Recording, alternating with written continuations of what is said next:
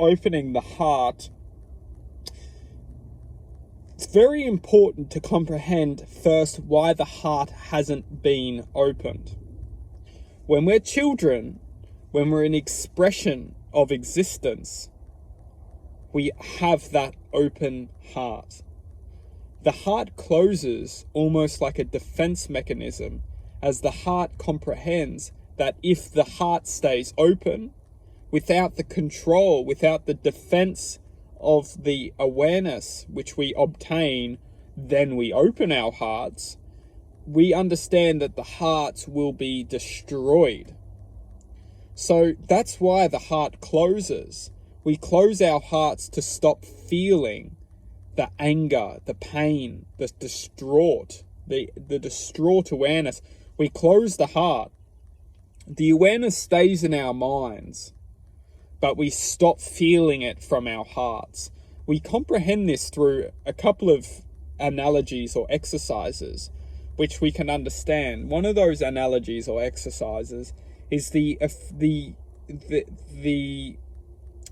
when we think of broken heart, when we think of heartbreak, we think of the frequency of awareness, which is understanding the perception of a separation of an extent. We feel separated from something.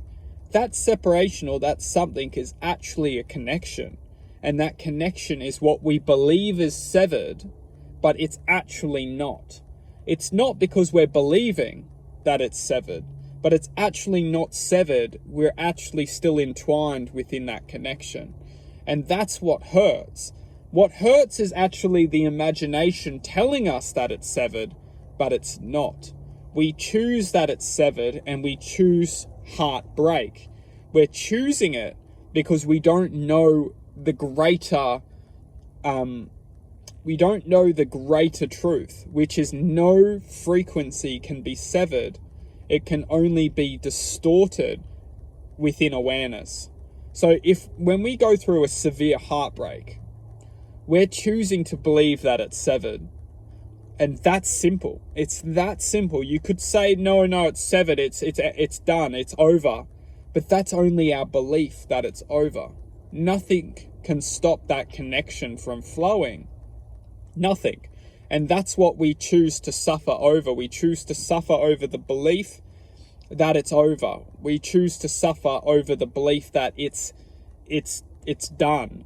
And it's that belief system which comes in and ultimately feeds off of our frequency, because maybe once we were feeling the joy of that frequency when it was intact, and then with the belief of deceit, with the belief of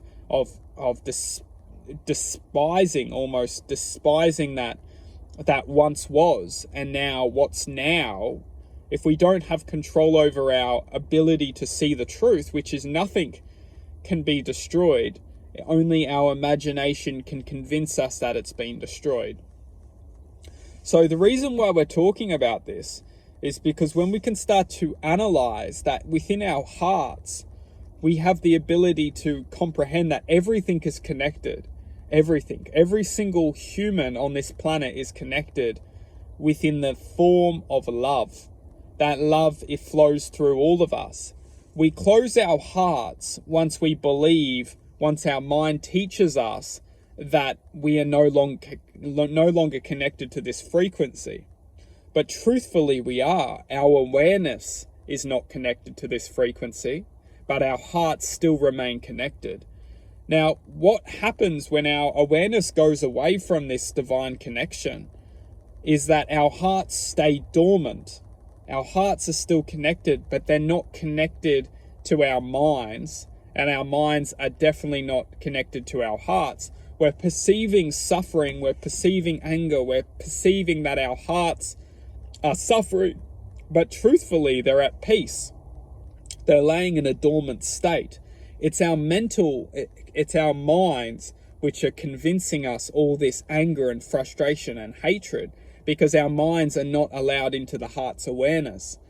And this is the true power, is when we can analyze that once we start to protect our awareness, once we start to honor the heart again, the heart opens back up to us and we can unify within the heart's energy field once we gain control over our minds.